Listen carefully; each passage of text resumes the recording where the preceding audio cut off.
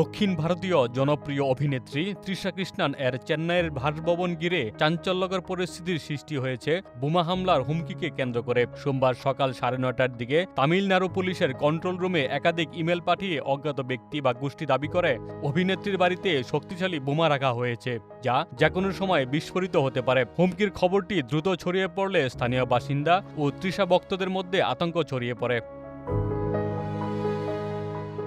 বিষয়টির গুরুত্ব অনুধাবন করে দ্রুত ঘটনাস্থলে পৌঁছে যায় পুলিশ।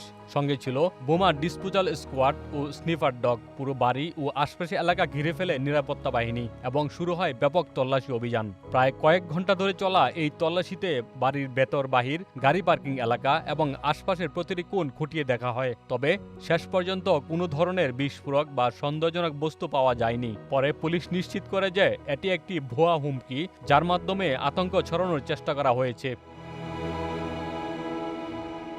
তবে এই ঘটনাকে মোটেও হালকাভাবে নিচ্ছে না আইনশৃঙ্খলা বাহিনী, কারণ এটি প্রথমবার নয়। এর আগেও 2025 সালের 2 অক্টোবর একই ধরনের বোমা হামলার হুমকি দেওয়া হয়েছিল তৃষার বাড়িতে। সেবারও দীর্ঘ তল্লাশির পর কোনো বিস্ফোরক পাওয়া যায়নি। একই ব্যক্তিকে বা একই কৌশলে বারবার লক্ষ্যবস্তু হওয়ার বিষয়টি নিয়ে উদ্বেগ প্রকাশ করেছে পুলিশ প্রশাসন। এ ঘটনায় ইতিমধ্যে সাইবার ক্রাইম ইউনিট তদন্ত শুরু করেছে।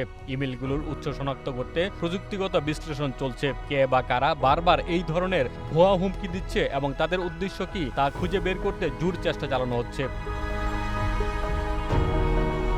অন্যদিকে এমন আতঙ্কজনক পরিস্থিতির মধ্যেও নিজের পেশাগত কাজে ব্যস্ত রয়েছেন তৃষা। বর্তমানে তিনি দক্ষিণ ভারতের মেগাস্টার চিরঞ্জীবী এর বিপরীতে বহুল প্রতীক্ষিত বিশ্বম্বরায় সিনেমার শুটিং নিয়ে ব্যস্ত সময় পার করছেন। বড় বাজেটের এই ফ্যান্টাসি থ্রিলার নিয়ে দর্শকদের মধ্যে ইতিমধ্যেই ব্যাপক আগ্রহ তৈরি হয়েছে। সব মিলিয়ে বারবার একই ধরনের হুমকির ঘটনা শুধু একজন তারকার নিরাপত্তা নয়, বরং সামগ্রিকভাবে জননিরাপত্তা নিয়েও প্রশ্ন তুলছে। দ্রুত দোষীদের শনাক্ত করে আইনের আওতায় আনার দাবি জানিয়েছেন সংশ্লিষ্টরা। আলমগীর, বাংলা বাজার পত্রিকা।